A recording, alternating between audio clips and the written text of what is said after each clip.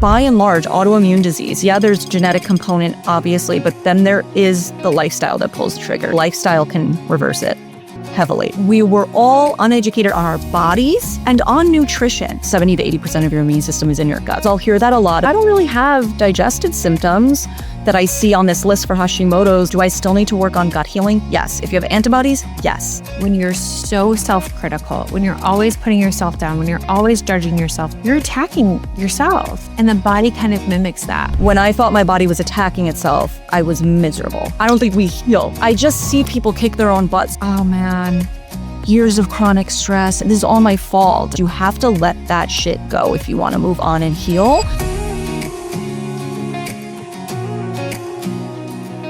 Hello friends, welcome back to Cancer Proof Living. I'm so glad you're here. I'm Michelle, a 9-year non-Hodgkin's lymphoma cancer survivor, a mom, and a certified integrative nutrition health coach.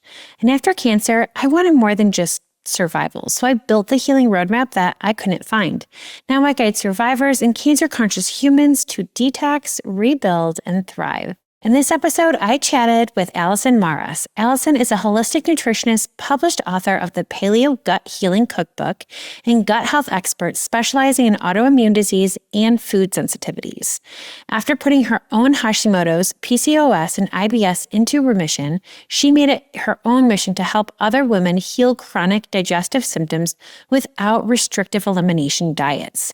As the creator of the Intune method, she's guided hundreds of clients to reintroduce foods with confidence, reduce inflammation, and to get off the elimination diet roller coaster for good. With over a decade in the wellness space, Alison is passionate about simplifying gut healing and nourishing our bodies with more joy and peace. Check out her delish free recipes on foodbymars.com and connect with her more below. This episode is truly packed with so much information, like how to really tune into your body, lifestyle habits that can lead to autoimmune disorders and disease, and foods to really focus on to really understand what works with your body and not against it. I had the best time talking with Alison, and this episode does not disappoint. So grab a pen and paper because you will definitely need it. Let's get it started. Alison, I'm so excited to have you on. I know it took a couple of tries, so this has been the best morning already because I'm able to talk to you. Welcome to the show. Same here. Thank you for having me, Michelle. Yes. So I want you to start off today because you have had such a journey. I know you personally have gone through Hashimoto's, PCOS, IBS. When did you really first realize that something deeper was going on with your health and in your body and not just having like random symptoms? And I also, twofold question, I also want to know like what your life was like what you were eating, what you were doing, what your lifestyle was like as all of this was kind of unfolding as well. Yeah. So I think I normalized pain and a lot of symptoms for a very long time. And this is what I'll hear from my clients as well. I'm sure you hear it all the time where it's like, well, when I look back, there were like a lot of issues for a while. So my whole life, I would say I had digestive issues. I had probably some food sensitivities with dairy especially. And for sure, really bad periods. Like once I was 13 and I got my first period, it was like already very painful and all the things. And so I used to spend 2 days each month home with a heating pad, like eating chips and taking painkillers, literally. And there was just nothing that could be done. And so I got on the birth control pill at age 18 because there was no other answer for me on what to do with it. And it was supposed to fix everything, so to speak. I stayed on the pill for about 10 years.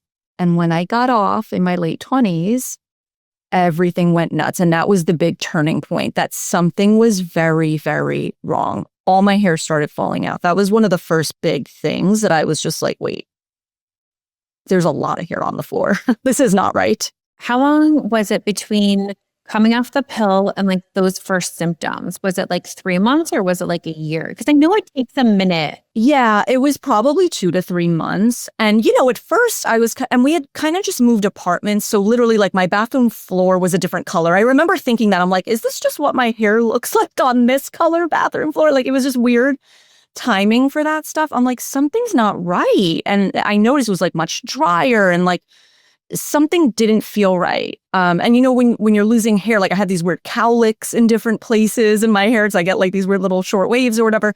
I'm just like, something's not right here. My period came back with a vengeance. It was like I was never on the pill at all, because that was the only thing like suppressing it. And suddenly I'm like, okay, this was clearly a big Band-Aid and a big lie. They told me even if I stayed on it for just 6 months, it would reset and fix my period. I've been on it 10 years. It did nothing. So I start connecting the dots and I'm like, first of all, I was completely sold a lie here. And then now my body is clearly going through something major.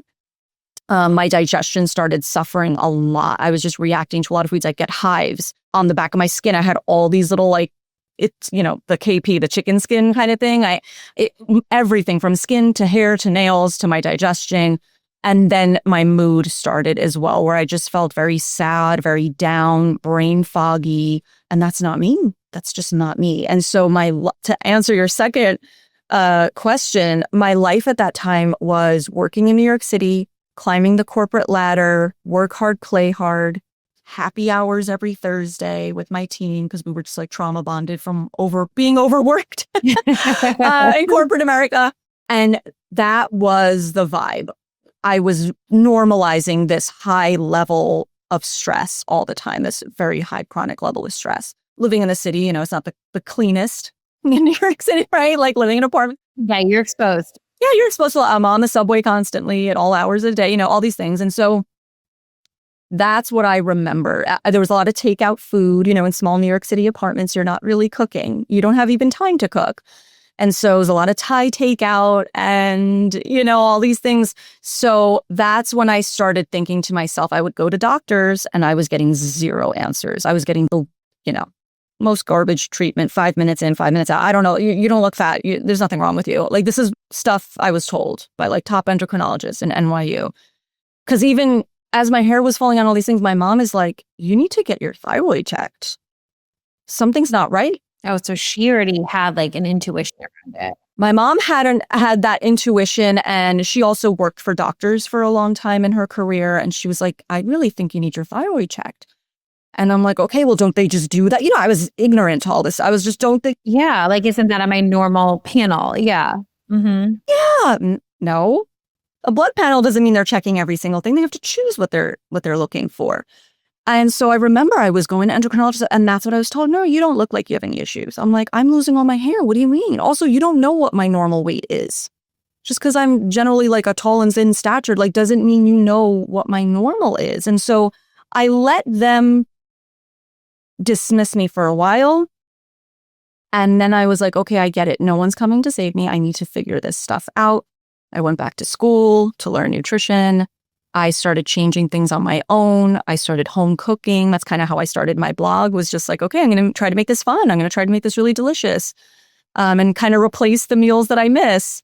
And that's really how I started pulling at the thread and going deep on everything. So you kind of started at that point to realize, like, why is this happening to me? Let's just redo everything that's kind of going on in my life. And you start to make those changes and start to make those shifts. Exactly. It's so wild that even now in this day and age that doctors are still dismissing kind of like these silent symptoms like that and not doing full panels of blood work to really figure out what's going on. Same as you, I had Hashimoto's. It's reversed now. I had Hashimoto's, and right after my second daughter, and I went in and I'm like, my hair's thinning. I cannot lose a pound of my life dependent on it. I'm not fat. I'm not overweight, but like, this isn't my norm. And like, something's off. Like, when your body's off. And this is a neuroendocrinologist at Northwestern here in Chicago, top 3 in the country, blah, blah, blah, right? Because I had like other issues before.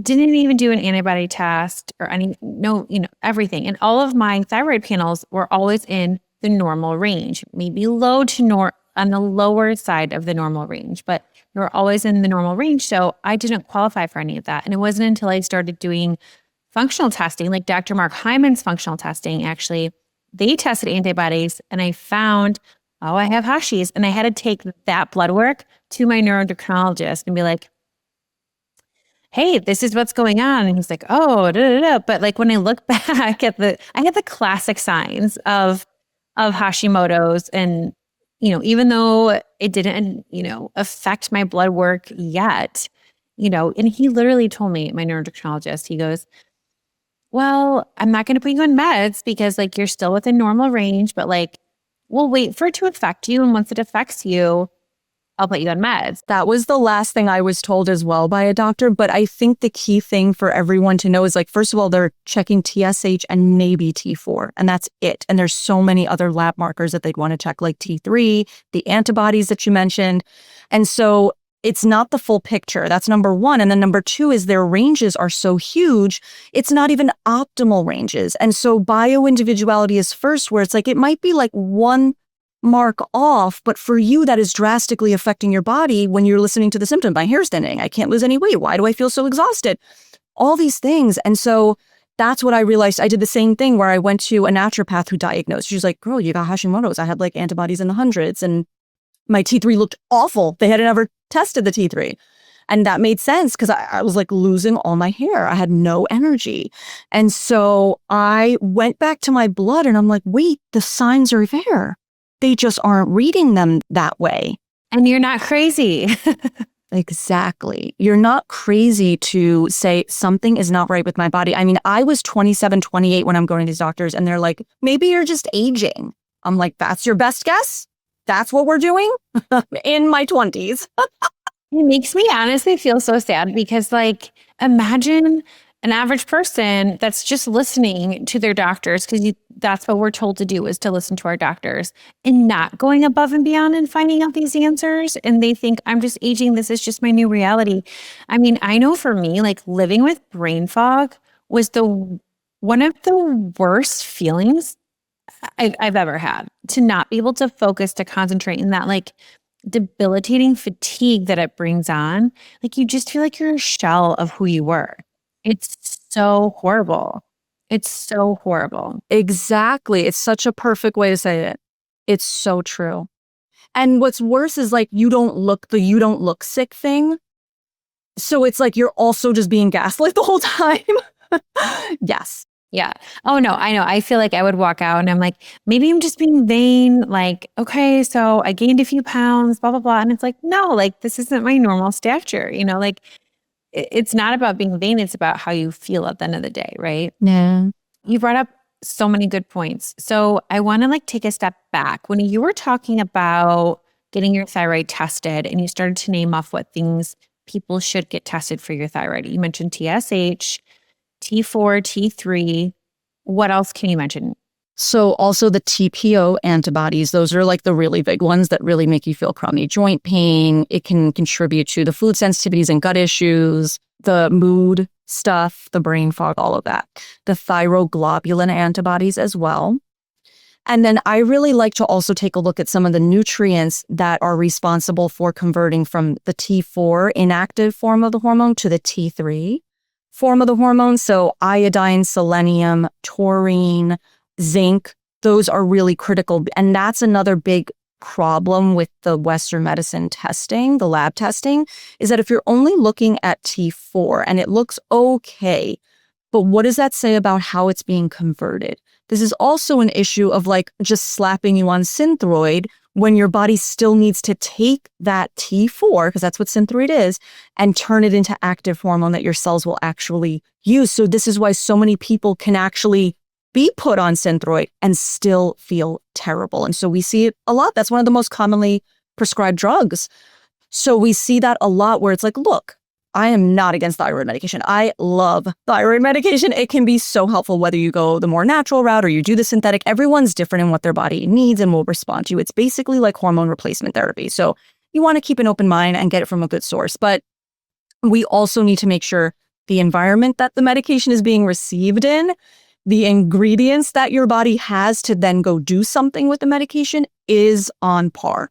That's where nutrition comes in. That's where all the things that you talk about that we were just mentioning, like the low tox living and all of that, managing your stress, getting into bed and addressing all these things that could be happening at the more root cause level, like gut issues or environmental exposures. It's so critical so that the medicine actually even helps at all. You're 100% right. You need the raw materials and the foundation, or nothing can be built, right?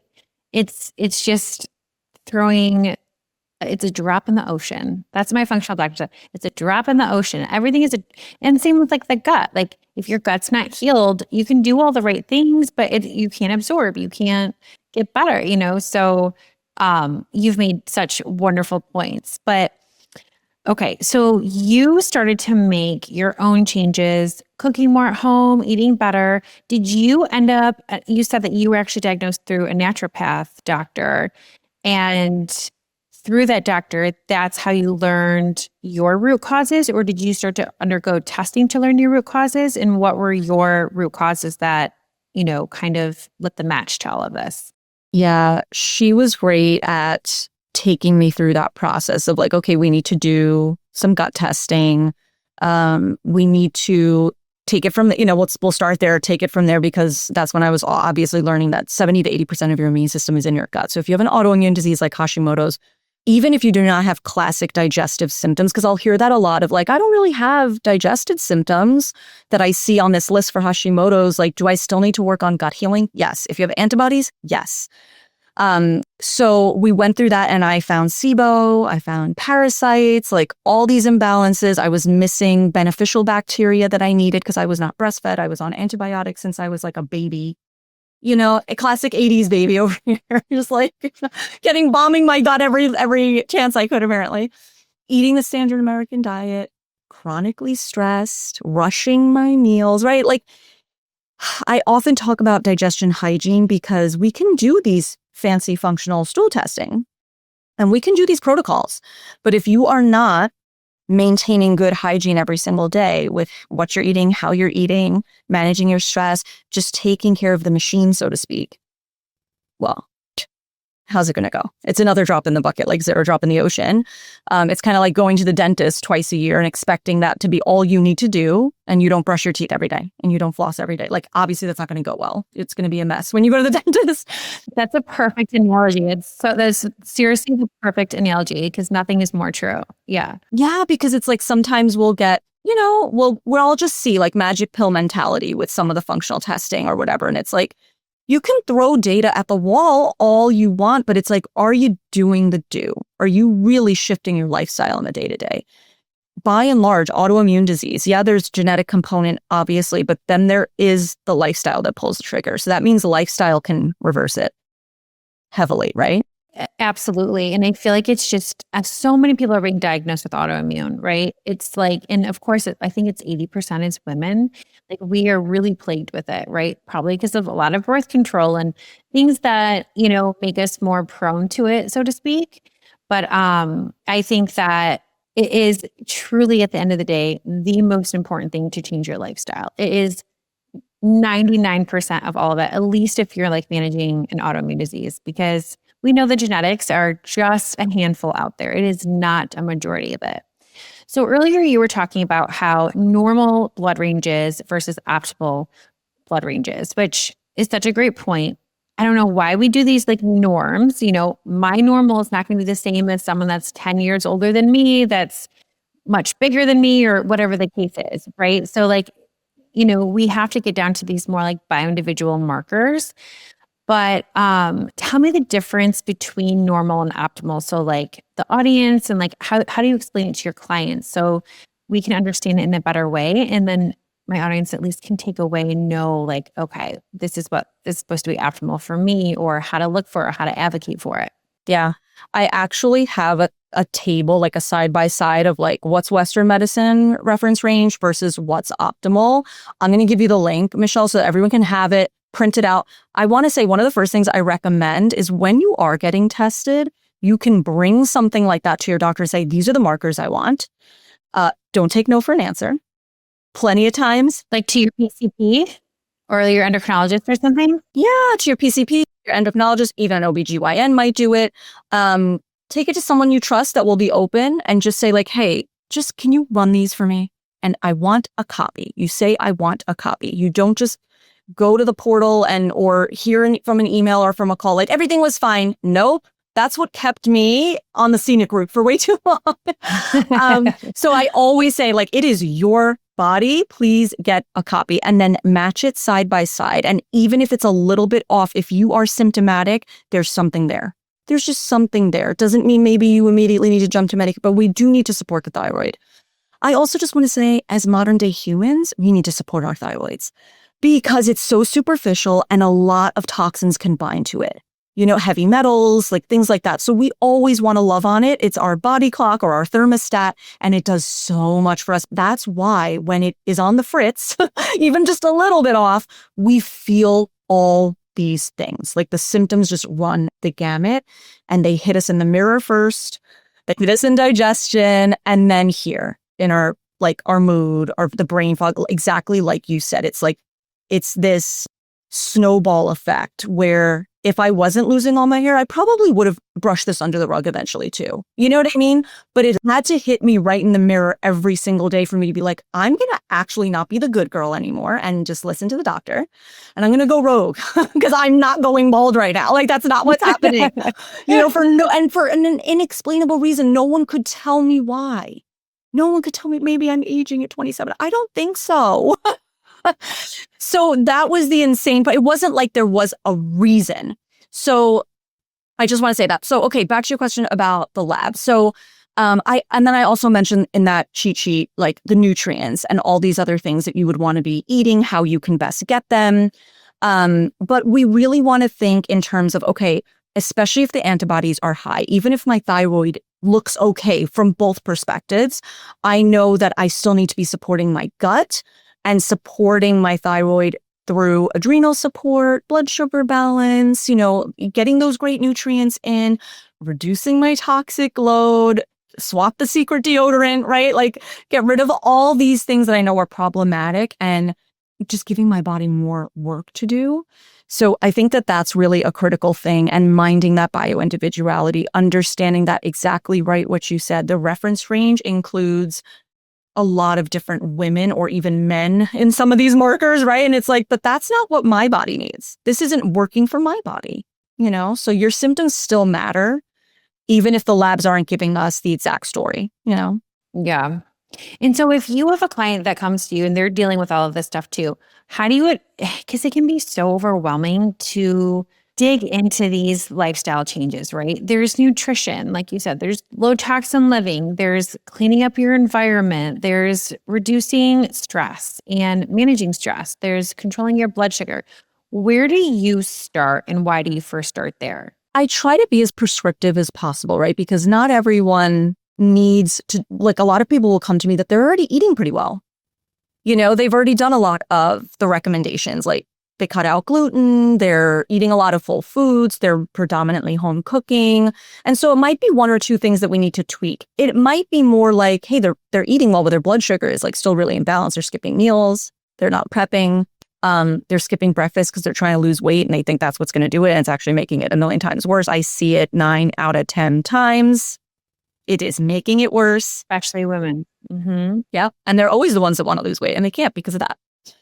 So sometimes it's tweaks like that. Wait, tell people why it makes it worse if you skip breakfast and you're trying to lose weight. So especially with thyroid and adrenal issues, okay, what we always need to do as a foundational thing is balance blood sugar. This is one of the biggest shifts that you can make. And so when we are sort of riding this hypoglycemic blood sugar roller coaster, by not giving ourselves breakfast in the morning, we're usually going to reach for caffeine because we need something at some point. And then we're just like trying to power through to lunch. What happens is our body doesn't feel safe. It feels like it might faint. We get a little shaky, a little hangry, like we're craving caffeine, we're craving sugar, and we think it's us. We think it's like a sweet tooth, but no, it's hypoglycemia. It's a blood sugar issue, and your body knows sugar will quickly perk you up, and that's what it's trying to do, is trying to keep you alive. Because if you faint, that's life-threatening. You could hit your head. A predator could come pick you off, right? Our bodies are still stuck back there. So that's what I always try to teach people. And so because of that, your adrenals and your blood sugar are so related, and your adrenals get involved in a couple of ways. One, because it's an emergency situation and now adrenaline is kicking in and all these things.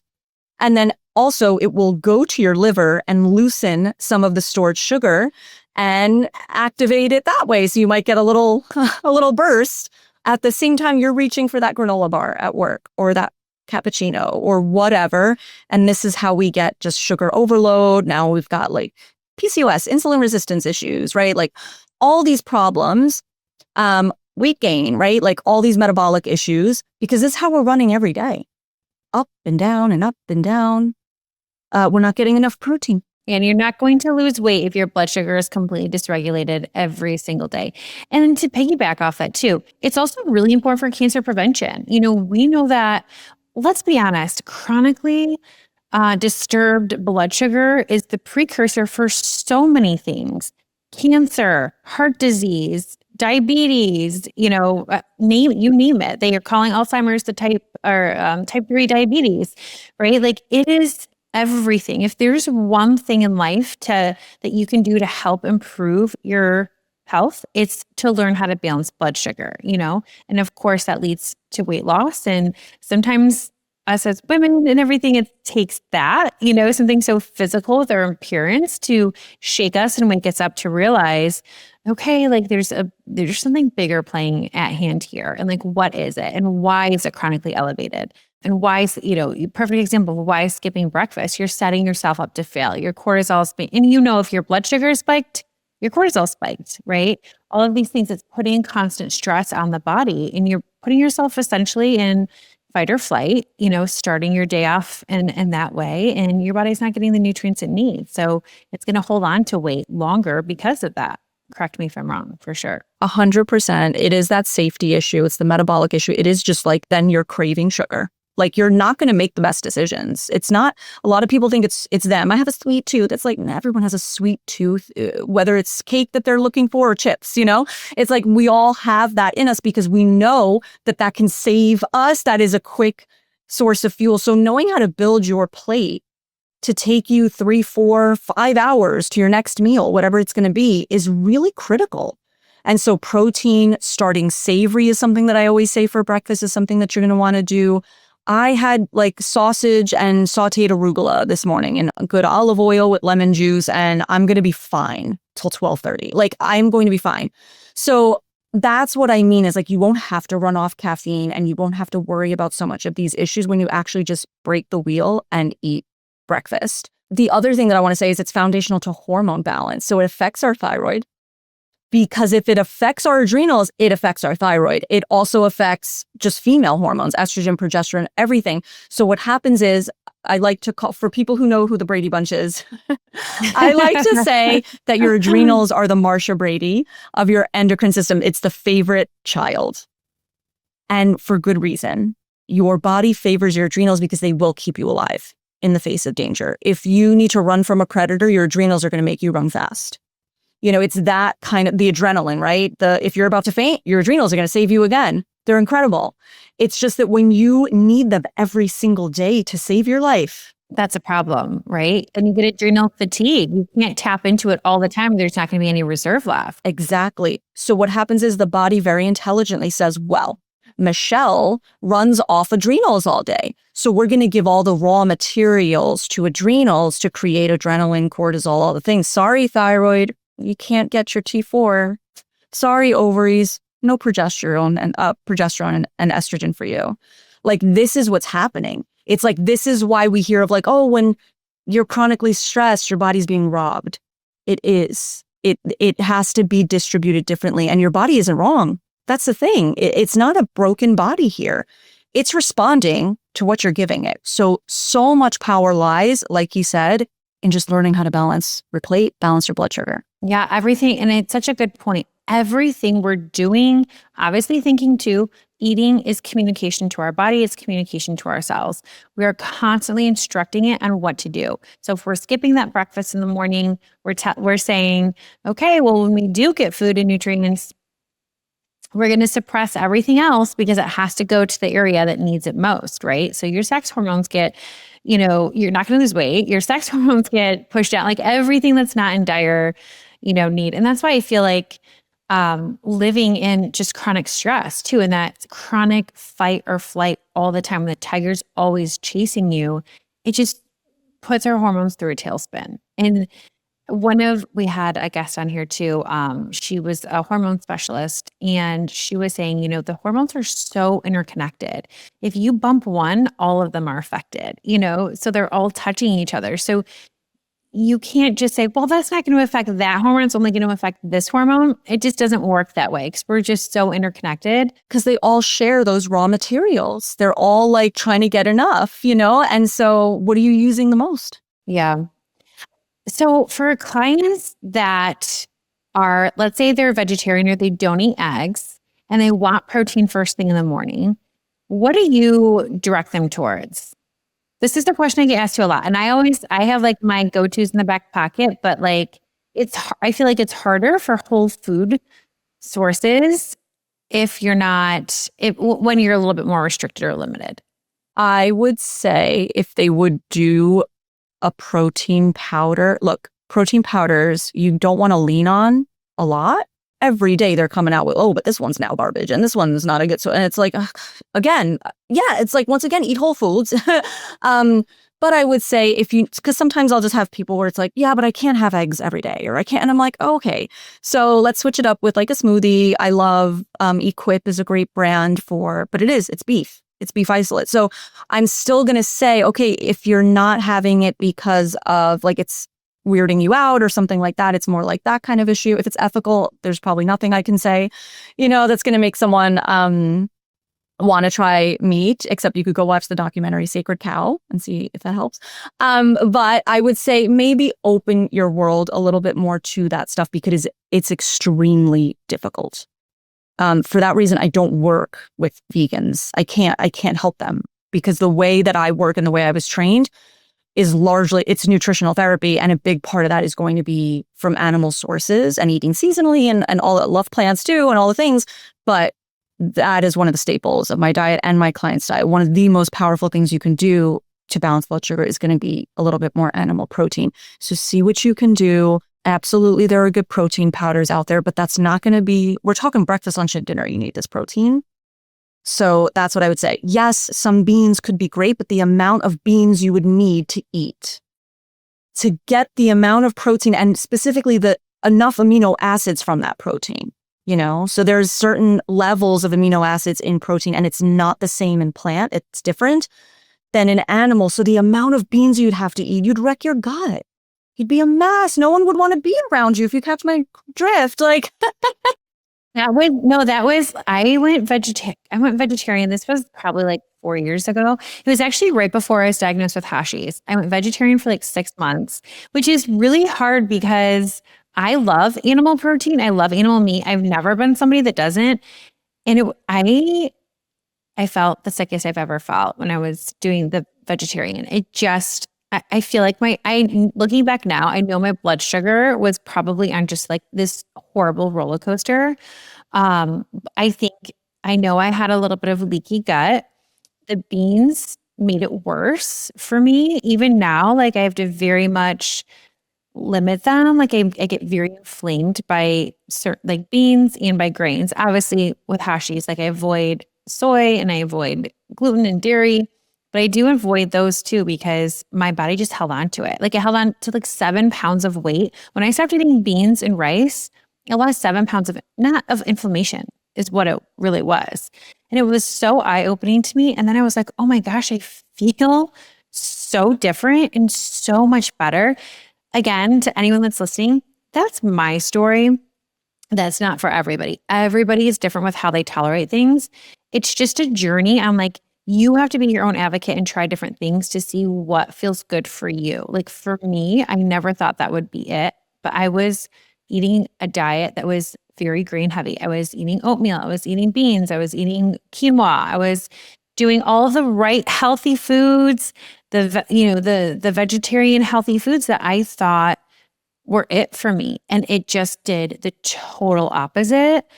And I never felt worse. But I'm like grateful for that experience because now I look back, I'm like, okay, I know what works for me. I know that really inflamed, everything that I was going through. But it's just so interesting when you think about that. And you're talking about amino acids. I take additional amino acids now too. Like I eat a lot of animal meat, but I do amino acids in the morning before I walk and stuff. And it's such a game changer. I'm so addicted to them. And like it helps with hair growth, with muscle, building muscle. Like I'm obsessed. Yeah. So that's such a good tip. They're pretty magical. Yeah. Yeah. It's like that's the building blocks in the body. So when we want to heal tissue, when we, it's going to be a game changer. So you'll just get more bang for your buck if you would open up to that. So if for anyone, listening, it's like not trying to be dismissive. Both of us were vegetarians. I was a vegetarian for a while. I tried to be vegan for a while. I felt the same. It's like good at first because it's like, oh, I'm eating vegetables. Right. So that was a good thing. But then it turned sideways pretty quickly. And I remember my doctor Dr. Gabrielle Lyon, who's like the protein queen, was actually my physician, my functional doctor in New York City for a while. And she was like 30 grams of protein, breakfast, lunch, and dinner. You have to do it. And I was like, okay, I'm going to do whatever I've got to do. And it did make a huge difference. And then my husband was kind of like, please let me make you liver. You will grow your hair. Please, will you eat it? I'm like, I would eat chalk right now if you told me to. Sure, let's cook it up. I will try. And he made it delicious. And I have his recipe on my blog if you guys want it. But it's like lemon and garlic and, you can use a little wine if you want or bone broth. And that's another thing. But it's like, there are some great hair supplements. Love those too. But it's like you could eat some of these things and it can make a huge difference. Yeah. Yeah, for sure. So how long were you working with your functional doctor or your naturopath before you started to see some like significant real changes in all of, the IBS and the PCOS and everything? Like how long did it take for you to kind of reverse that? I would say I felt a little bit like I was like 2 steps forward, 1 step back, 2 steps forward, 1 step back, only because the work that I was doing with them was great. And it was what they are meant to help with, which is to be diagnostic and to run labs and then give me the protocol or the medicine or whatever. It also took me a while to find my proper thyroid medication dose, I would say. Like, it's not just like they put you on medicine and your life is fixed. You got to keep testing. You have to make sure you find the right dose, because I started immediately with natural desiccated thyroid. And then we like messed around with different versions, different brands, see what works. So it was a while. I would say from once I got diagnosed to actually getting into remission, it was probably 2 years. And the reason being, like, it took me a while with all the, like, I got to get rid of SIBO. It kept coming back. I got to get rid of it. I kept coming back. I had it 3 times in a year once. Oh, wow. And that's just because my environment wasn't changing enough. I was still in that very stressful work atmosphere. I had a lot of grief. I had 3 losses in a year as well from my family. And that was very difficult. You can't control some of these things. It's just life. What else? I mean, I was going back to school. I was doing school again too. So I was like going back to school. There was a lot of things like that. And truly like that lifestyle shift, it takes time. Right. And I needed to rebuild resilience. I needed to say, okay, while all these moving pieces are happening, I'm trying protocols, I'm trying supplements, like, how am I managing my stress? What am I eating? Right? Am I balancing my blood sugar? And so that's all the stuff I learned from going back to school that kind of took me the distance. And that's what got me into remission. That's what keeps me in remission, so many years later. So that's why I think you and I are both such advocates of, like, we love functional medicine, we love the functional doctors, but they are still diagnostic. They are still doctors. We have to do the work in a day-to-day. And that's where we are coming in, right? Where we're trying to like help people with whether it's swapping stuff in the pantry, stuff on your personal care products, and all these other things that really add up and make a huge difference. Yeah. And I think your story is so special and so important. And I'm so glad you're being so honest about it and open too, because I think in social media, people will see these before and afters, like, oh, I had SIBO and I fixed my gut. And now they're like ripped and toned and like, and nobody is talking about this period in this journey of trial and error, right? Like you were saying, I had to figure out the dose. Everybody does, right? It's not just you. So if people are listening, I think it's important to know that it's not like healing is not linear. It's going to be a roller coaster. It's going to be up and down. And it's going to twist and turn. It might work for a while and then stop. you might take 2 steps forward and think you're doing everything right. And then realize, oh gosh, I made some mistakes and I have to go back or I took too many carbs out, or I went too low, or I overdid it on like probiotic rich foods. And I'm like, that's a little messed up. Like you have to like find your balance, and like all of that is okay. And I think it's important to like celebrate that piece of the journey. And yes, like being in remission is great, but you learn the most when you are going through it yourself. And that is key, because nobody is you, right? I think for me, like I learned so much through my journey. And like, I remember when I was diagnosed with Hashimoto's, gosh, my daughter's going to be 5. So this had to be like 3 years ago. It was 3 years ago that I was diagnosed. And so I was about, 5 or 6 years in remission from cancer. And I remember thinking like, I can't handle something else. Like, oh my gosh, now I have to, like, I've already redone my whole life because of cancer. And now I have this autoimmune issue. And now I have to redo everything again and like kind of start over. And I felt so depressed and disappointed. Like, how did I let this happen? And like, you just kind of go through the ringer in that. And then I realized it put me on this path to understand health in such a deeper way, where it was like, yeah, I was eating great. Yeah, I was moving my body and I'm walking and I'm balancing my blood sugar and I'm, doing all the cancer prevention things that I talk about. But it put me on this path of low toxin living. And oh my God, my environment. And oh, well, nobody told me to stay on a prenatal for 5 years after I had my last daughter. I stopped when I stopped breastfeeding. So I lost so many different nutrients. Oh, I had mold 3 times the amount of mold in my body than a normal person, and 3 different types of mold. All things that make my body an environment for cancer on top of it, right? So like when I think about cancer prevention in general, that is the umbrella for autoimmune, for thyroid health, for balancing hormones, for balancing blood sugar. Like this is not separate issues. This is all underneath it. And I remember telling my neuroendocrinologist, I'm like, I'm a cancer survivor. You think I'm just going to sit here and wait for this low level of inflammation to attack me to a point and to put my body back into an environment where cancer could possibly grow? Like, you're out of your fucking mind. Like, I'm not doing that. And I found a functional doctor to help me go through the testing, and it taught me, the full, like I thought I knew the full picture of health, but like the real full picture of health, which now just only benefits my clients more, and like my messages on Instagram, and just how to help people, because we're all in it together. If I'm struggling, I'm going to figure out a solution and help you, and vice versa. And I know like that's how you do it too.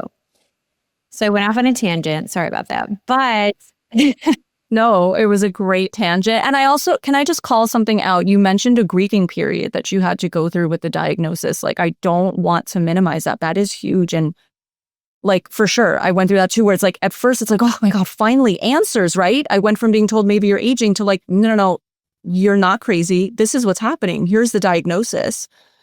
And at first it was like, oh my, okay. And then it's like, oh my God, now what? And same with you, where I'm like, but I'm doing so much already. I had already been being so proactive, I was already being very proactive about food and all this stuff that I'm like, wow, but now I'm on a new journey. yeah, now I have to start over. Yeah, now I'm on this new leg of the journey. So, something that I often say that I read by Jessica Flanagan in The Loving Diet. I don't know if you ever read that, but is a great, great book. And it's a line, something to the effect of, your healing journey is your relationship to it. And that when that really landed, I saw that I was such a perfectionist. I was kicking my own butt. Like you said, how could I let this happen? Trust me, I've been there. And we take it all on, this blame game. So many clients have come to me too, because I think that there's a type A perfectionistic. That's a commonality. It is a commonality with Hashis and autoimmune. I joke. And cancer. Oh, I'm sure. All my cancer survivor clients, everyone, we're all like successful, managing so much. Yes. That's why I think it's 80% women. Yeah, that's why I think autoimmune is 80% women, and that I kind of like tongue in cheek say, like, I feel like the A in type A must stand for autoimmune at some point, right? Like, where it's like we're stuck in this hypervigilant mode. So of course our immune system is too, our nervous system is. And so I just see people kick their own butt so much of like, oh man, years of chronic stress and all the antibiotics this is all my fault. And it's just like, everyone is doing their best. You have to let that shit go if you want to move on and heal. And still, I mean, because we're moms, right? We have to make hard decisions every day for other humans. No pressure. Keeping humans alive. Yeah. How many times do I have those thoughts and those intrusive thoughts of like, what if you make the wrong decision? What if something happens? What if they get sick? What? And I have to at a certain point be like, you know what? It's better than indecision at this point. Like I have to make a decision and be there for them and just keep doing my best. And it's the same for our body. Instead of beating it up, instead of, oh man, you're broken, or I should have done better. It's like, no, can we have some compassion? And the thing that I think that messy middle that you're describing between the before and after picture, I think we wouldn't want to skip ahead to the after, because it's not just the learning process and the shifting of the product swaps and the diet, and now I'm cooking from, yeah, that's all wonderful. And we learn new things about ourselves, and maybe we have new passions like you and me, like going back to help other people and, whatever. But the other thing is just the relationship to your body that can happen, like the things that can shift within your confidence and how you nourish yourself or show up is huge. And that process gives you that. That healing process gives you that. Nothing else could. It's like, what do they say? The curse of the lotto. People that win the lotto, they spend it or lose it all, like that. You can't jump to that after. You need the messy middle, the learning, the preparing you of like, yes. So sorry, you just had so many good points and I had to call those out. Oh, that was amazing. It's such an important lesson. And I'm so grateful that you highlighted it. I don't know if so last summer I was listening to Dr. Josh Axe's podcast, and he had something where him and Gary Brecka were on it, and they were doing a podcast together. They were talking about cancer. They're talking about autoimmune. So of course I'm like tuning in, and they said something and it just like stuck with me. I was telling a client about this yesterday too, but they were talking about autoimmune, and, Dr. Axe always talks about Hashimoto's like a ton. So he was talking about that, and he was like, what they say about people who have autoimmune is, autoimmune is essentially your body attacking itself, attacking a part of it itself. Right. And a lot of people that have autoimmune have a mental or inner dialogue / narrative that mirrors that. When you're so self-critical, when you're always putting yourself down, when you're always judging yourself, when you're always having that negative loop that's going on in your head, you're attacking yourself. And the body kind of mimics that, and how much the body and the mind are so connected between that. And I thought, oh my gosh, it's so simple, but it's so true. Like, I know I'm so hard on myself. I'm so self-critical.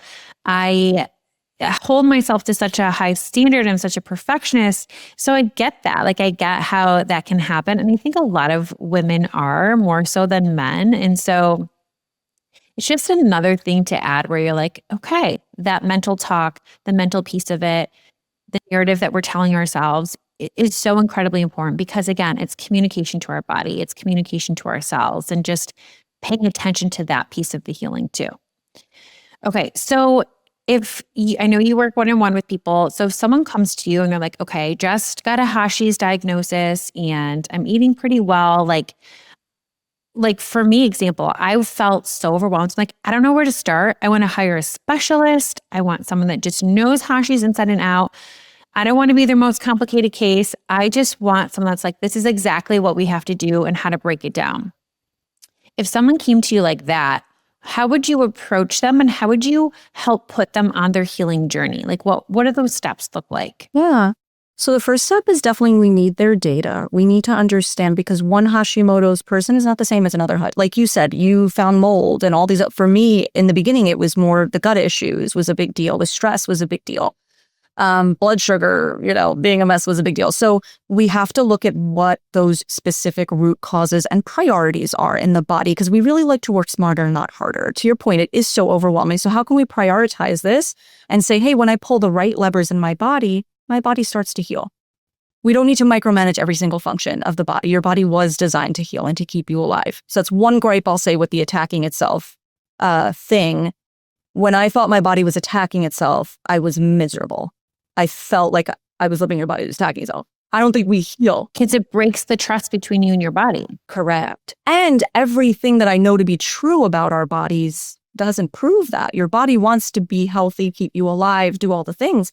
So and there's been a lot of studies to talk about like Epstein-Barr virus or mold or the gut. It's really that body is attacking something that should not be there, and thyroid's getting hit. That's what I say with people, and that's firmly what I believe. So I'm with you, where it's like we are, as type A and all these things, just stuck on hypervigilant mode, and it's almost like we can't calm it down at all, right? And like we can't figure out what the issue is. So I really do think when we feel those feelings of overwhelm, like what do I attack first and what's the to-do list? I really try to simplify and teach people along the way of like, first off, we go just to your root issues. Here's what they are.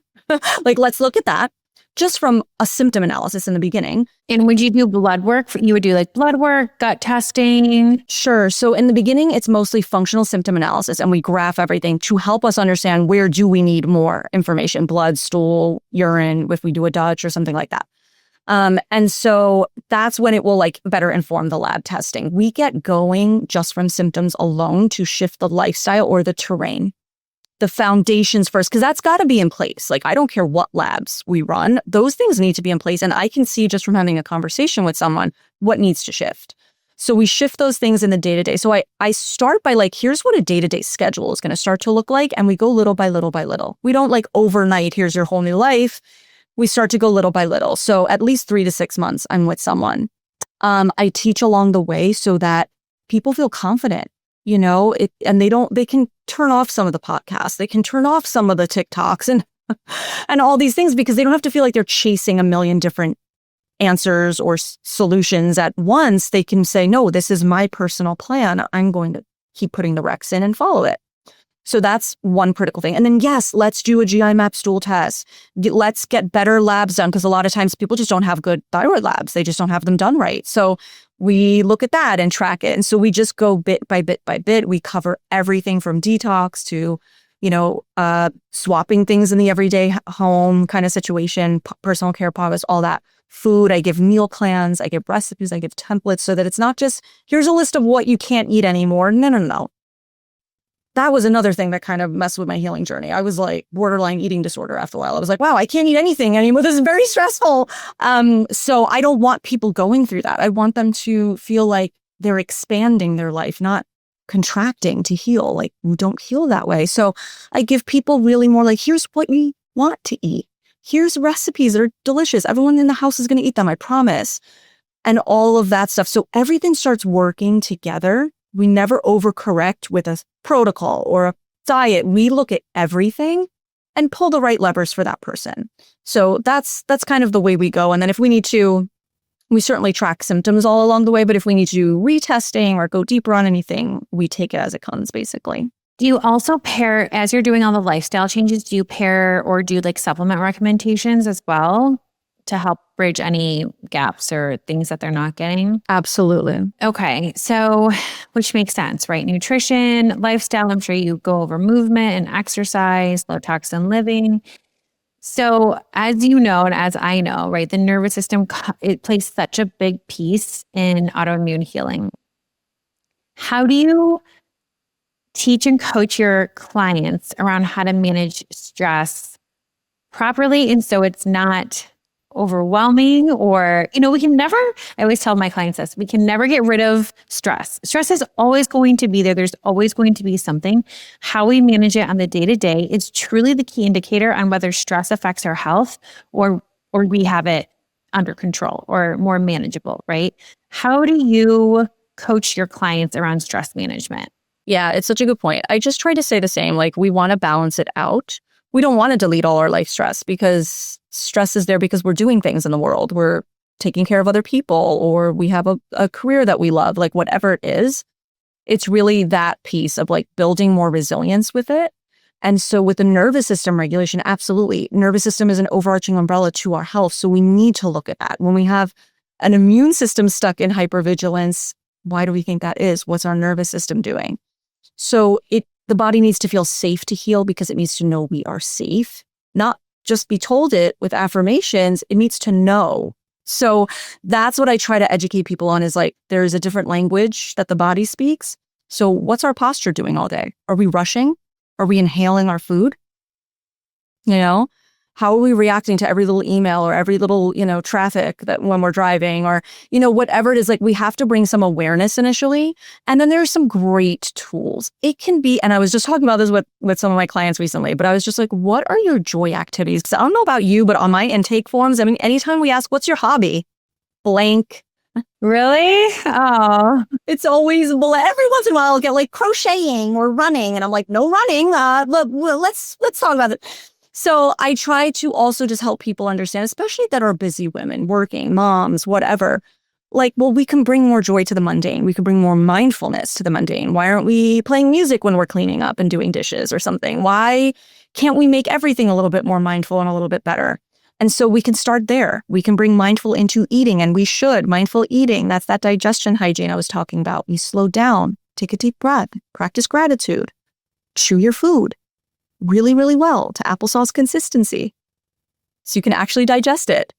So these are really key things that from the get-go will help with the nervous system, help with the gut, everything, because that gut-brain situation is huge.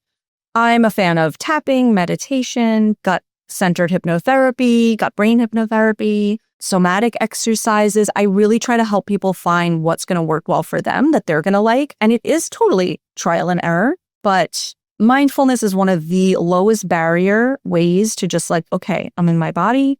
I'm putting my phone away. I'm going to be present with whomever and whatever I'm doing. And I'm going to try to elevate it a little bit more. Maybe I'll play music. Maybe I'll light a non-toxic candle. Whatever it is, like, can we make the experiences nicer? I'm a fan of like in the kitchen, because especially with the food blog that I ran for so long, like I have really pretty pottery. So I'll just like eat at it. I'm like, this is just like a beautiful low bowl, and I'm going to elevate my lunch by eating in it. And it's just, it slows us down. It makes the experience nicer. Can you go eat outside? Can we just be humans again? About human beings, not human doings, right? yes. Oh no, those are great tips, great points. I love all your suggestions too in regards to the nervous system. And I love that you started off with just like slowing down, creating more joy. I coach on that all the time too. Like have a list of things that bring you joy, put it up somewhere and try to do them. And it can be something so like go for a walk, call a friend, listen to a podcast while you're meal prepping, like anything that's just going to make you feel better, happy, smile. Because I think we get so busy as adults, where like we're depleted of joy. Especially as like busy moms, when you're kind of doing everything for everybody else all the time, you don't realize, yeah, it's nice to take a bath at the end of the night. Yes, you got your workout in, but like, what about like midday or like after that client call, like something that's just going to bring you joy too, just to help bring the nervous system down. And I know you have your own cookbook too, right? I do, yeah. Tell me about that. What inspired it, and like, who is this cookbook for? So anyone who wants to heal their gut, this is for you. And if you're Hashis, you want to heal your gut. So I was approached by a publisher in 2020. And what else was I doing, So I was like, absolutely, I want to do this. It was like a dream come true. I photographed it. I developed all the recipes with my little baby daughter at the time, my first. And that was my like 2020, 2021 project. That's when it was published.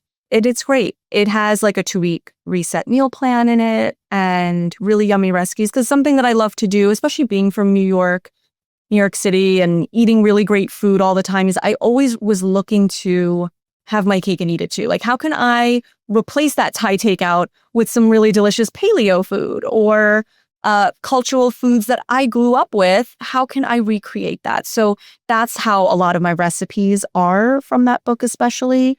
And they're anti-inflammatory and really I love that. That sounds like a wonderful cookbook. And I love that there's a 2-week reset. What are some of your favorite gut healing foods that you love to eat, especially if someone's like in those beginning stages of healing the gut? Like, what's your go-tos and what's your advice around that? Oh my God, soup, just like really good homemade soup, like chicken. I mean, something that I do in the winter is eat at least every other weekend, if not more. I will do a chicken soup or like a Greek lemon chicken soup, something, and we have it throughout the week. We all love it. Like it's just so nourishing to get the broth, to get the veggies, to get the meat, and it's so easy to digest. So especially if you are just really in the throes of healing and your digestion feels like a mess, I love that. I love that stuff. The other thing is anything that's like very cut up, like meat hash, ground meat, anything like that. It's easy to cook. It's easy to prep really quickly. You can do shredded veggies or really finely cut up or riced veggies and make a nice little dish. Make it yummy. Put some coconut aminos instead of soy sauce. Put your favorite seasonings, and it's going to taste so good. Like you can't go wrong with that, and it's going to be easier to digest. So those are some of my favorites to lean on. I love that. And like, are you all inclusive of veggies? Do you love like a good variety of veggies for all the fiber and for gut healing too? And like, obviously, more cooked, steamed, warm. We can absorb those better too. Nobody told me that. I remember when I was like fixing my leaky gut and I was just eating like raw salads all the time. Oh my goodness, yes. And you're like, why don't I feel good? And then it clicked and I'm like, oh my gosh, okay, 101, steam and cook. And like, I love all the warming foods. I crave them so much. And I think like when your body likes something, you crave it, you want more of it, it needs it. It's very, very healing. So I love that. Very good. Okay.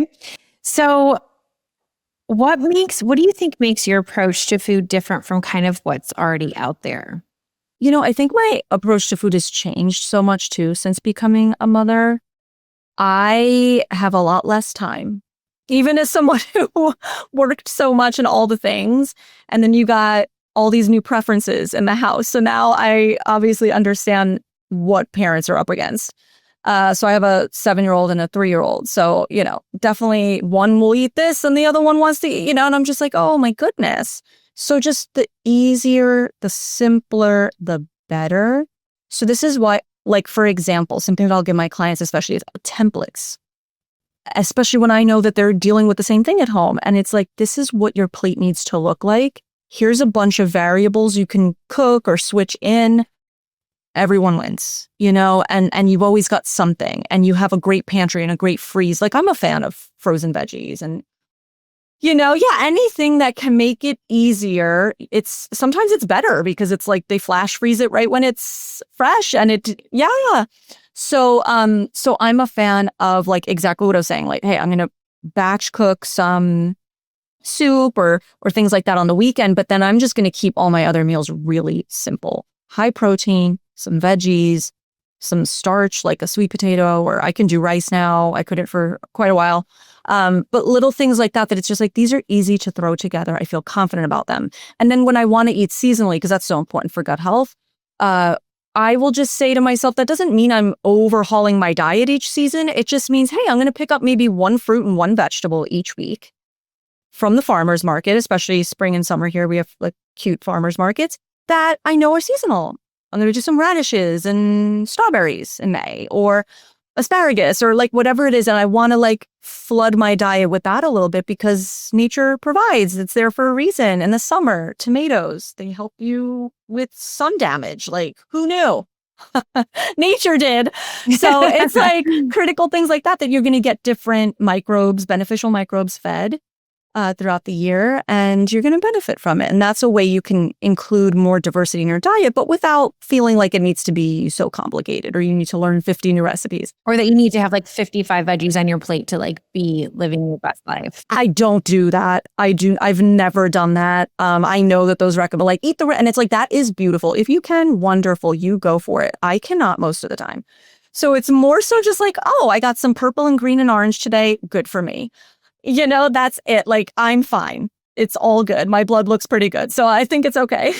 Something we both kind of touched on, but as we wrap up, I wanted to get your thoughts on it too, because autoimmune can feel a little isolating. And because I think most of us go through a period of elimination with our diet, it can start to feel very stuck in our diet, and we can sometimes eliminate too much.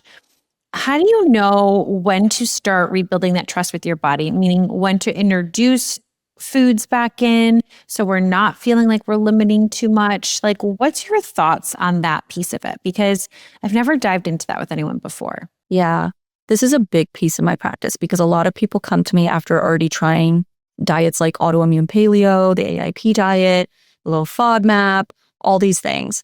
I am not a fan of going too strict for too long. Some people absolutely, like, you got to clean up your act. You got to like get a lot of food out, and you should know how to home cook. And there's so many pros to it.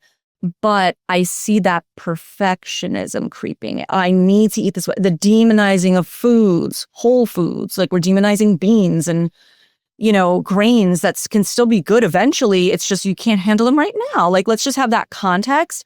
So a common mistake I see is that people try to DIY everything. There's so much information out there, right? They're going to go Google, all I have to do is go on this diet. I'm going to just go follow this meal plan or do these recipes. And then 60 days later, 90 days later, how come I can't get off this? How come I can't reintroduce? I feel terrible. Or I have I reintroduce and like nothing happens and my labs look terrible still and I don't feel well still. And so I just want to say, like, diet can't fix everything. Absolutely not. It's always that we need to keep lightening the load on our body. And we want to reintroduce sooner than later. We really do, alongside healing the gut. So if you are only doing an elimination diet, you've got half the picture there. We need to be healing the gut so that you can overcome food sensitivities, so that you're building resilience, and so that we can eat that more diverse diet to feed the good guys. Because what I'll see a lot with GI map stool tests and all these other things, people have been on AIP for a long time, low FODMAP, whatever. They're missing so much beneficial bacteria. They're eating the same chicken and plantain chips every single day. We're creatures of habit. And especially if we are highly reactive to foods, we're just going to eat the safe foods over and over again. And so that's rough, right, on the body. So we eventually need to get to a place where it's like, if your diet is shrinking, that's a symptom that something is still not healed. And so we need to work on deeper healing and reintroduce easier. And one tip I'll leave you with for reintroductions is, like, don't have a full dose of something, like, especially if it's a veggie. And since we were just talking about hashes and frozen veggies, what I'll say is, like, hey, get some frozen veggie packets. You're not even going to have a full dose of any of those vegetables because they're all mixed up. Maybe it's carrot and cauliflower and broccoli, I don't know, whatever it is. And saute that in. And then this is how you kind of microdose yourself with a FODMAP, with a nightshade, where you're just getting little bits and retraining the body again of, like, it's okay. To like build you want to build resilience around it. Exactly. Because the thing with food sensitivities and inflammation is, like, because your gut's leaky. So whatever you're eating a lot of, you will lose. You will get sensitive to it. It's still slipping out into the bloodstream. It's not necessarily the food that is the bad guy. It's not the food itself. It's the lining of the gut that's open. Yeah. And even when people talk about anti-nutrients, lectins and whatever, there's also nutrients. Yeah, it's a plant. It needs a way to fight off predators, basically. So it has an anti-nutrient, but it also has a nutrient in it, or nutrients. And so we don't need to throw the baby out with the bathwater all the time. We need to realize, like, context, guys, your body needs help to heal, to build more resilience. And then maybe you can handle it fine eventually. Maybe not every day you're going to eat rice. Let's say it's rice. Because for a while I was like, wait, I grew up eating rice. Am I never going to eat it again? Because I know, I feel the same way. Yeah. I felt so inflamed from it. I'm like, oh my God, did I always feel this way? Like, it was wild. And I just missed it sometimes. Just a mouthfeel. It's like cozy. Like, you just miss it sometimes. And now I'm fine with it. I can have it a few times a week. Nothing happens. Nothing at all. Just get some good fiber. It's easy. I think that what you're saying is so incredibly important. Again, and I hate to bring it back to social media, but like when you're on social media and you see like carnivore diet, everybody do carnivore, and it's like, yeah, carnivore can be very great for a period of time, years and years. I know, at least for me, like I was doing more paleo, I would say, like more paleo, and I went too low carb for too long. And then it started to work against me. Like I started to gain weight, and I feel like my hormones started to like become a little bit of a roller coaster. And I'm sure it wasn't great for my thyroid at the end of the day too. Yeah, it's not, because you need carbs to convert the T4 to T3. Yep. Exactly. Yeah. So I know for me, I was like, oh, like, again, it's all part of the journey of like figuring it out and like what works and what doesn't work, but also like fostering that metabolism for our metabolic health, right? If sometimes when we go too low with something or we stay on a certain diet for too long, we're hurting our metabolism and we want it to be agile. We want to burn fat and carb. We want to move in and out of different metabolic states all the time, right? And like foster that kind of environment. So I think what you're saying is so important. Like there's a time and place for everything. It's not forever. I also feel like just intuitively, we should be shifting how we're eating all the time. I'm 41, how I eat now is very different than how I ate at 37, and 35 and 33, and my activity level is different, and I'm a mom and my body's changing. Or from when you were postpartum to, from breastfeeding to not. It's like, you know what I want to say that I think we're kind of like circling around? We just said we see people that are still either too overwhelmed and frozen to know what to do, or we know we were never taught this growing up. Most of us were never taught how do you build a balanced plate, because also many of us grew up on the pyramid. So what we were told was false. So it's like you're taking uneducated people. I was uneducated on that. Like we were all uneducated on our bodies and on nutrition. And you're saying, hey, go on this elimination diet. What could go wrong? What could go wrong? Right? Like we're going to maybe overdo it, or we're going to now demonize the foods that were on the red side of the list, or whatever, because we didn't even know how to balance our blood sugar. Or, like I'll see, someone could have a beautiful AIP paleo food journal, but they're skipping meals, but there's not enough protein. Their blood sugar's a mess. And so, or they're not getting enough diversity or whatever. And so it's like building blocks. Like, let's learn what that plate needs to look like for you. What's breakfast? What's lunch? What's dinner? What's going to set you up? How do you also listen to your body cues? Because I'm not right. Your body's right on what it needs right now. Because your body during this healing phase is different than the body a year from now. Like you're saying, that's what bioindividuality is. Not just you as a person, but also where you are in your journey and what your body needs right now. And even in a season, I probably will eat different in summer than I will when I'm in winter. As you should. Exactly. And so there's little room for that nuance. We are very much good, bad, black, white thinking so much because it's easier to just make decisions that way. But there's room for nuance and trusting. You asked me, how do you trust your body and to reintroduce foods? When we start trusting our body, flex that trust muscle a little bit, the symptom isn't the slap on the wrist anymore. I remember I used to get bloated for something and get pissed. Like, I thought this was healthy. Right? And it's like, well, why did I get bloated? I rushed. This, that, whatever. And it's just data, and we don't need to like constantly be getting revved up by all of these things, and listen to our body, So there's nuance. It's not that perfect black and white answer. I know people hate that. But when you just kind of let it go, when you just let it go, like let that perfection go, it will be so much easier. And you'll feel your shoulders come down from your ears. It's regulating. Yeah. You don't have to feel dysregulated around food of like, but this person said carnivore and this person said vegan. I give up. No. Delete social media for 2 seconds. Calm down. Your body will tell you. It tells you all the time. But are you listening? When I teach people how to listen to their hunger and satiation cues with mindful eating, it's like, I remember vividly someone told me like, oh my God, my stomach growled for the first time the other day.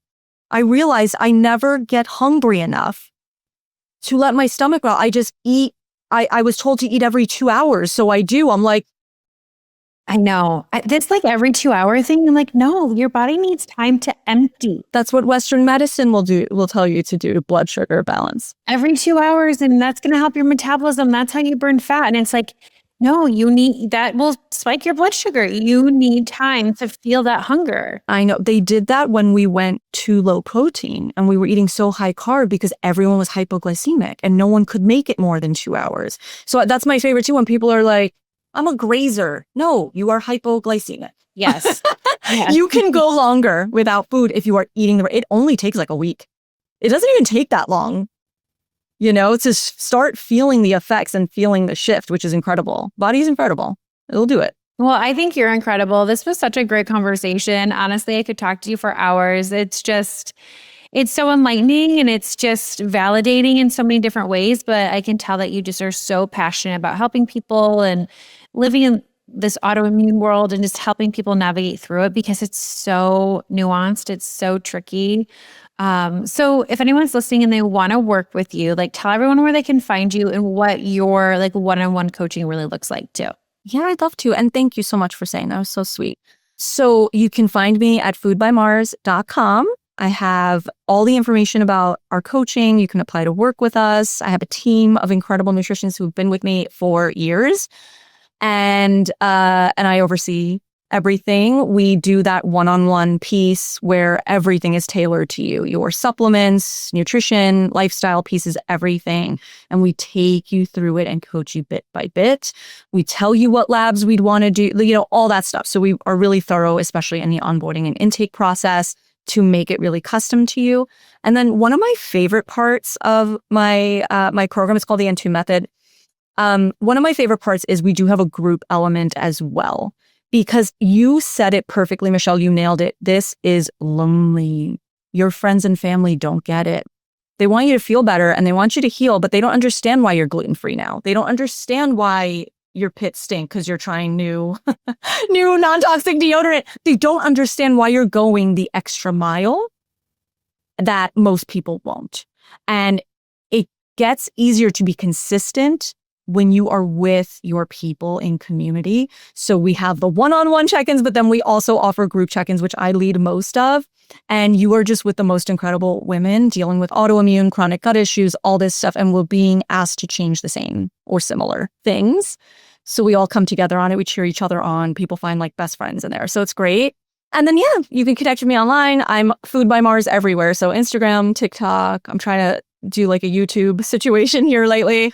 And just DM me. I don't bite. You can let me know how you're doing and what's going on.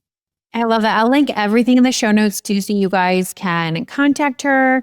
I'll include the freebie that you were saying. I think Yes, the Hashimoto's cheat sheet. That's a great place to start too. Yeah. Yeah, for sure. But thank you so much. You have been such a wealth of information, and this has been such a great podcast episode, and so much fun talking with you, Alison. You are wonderful. Thank you, Michelle. Thank you so much. And so are you. Seriously, the impact you're having is so needed and so incredible. So thank you for having me. Thank you.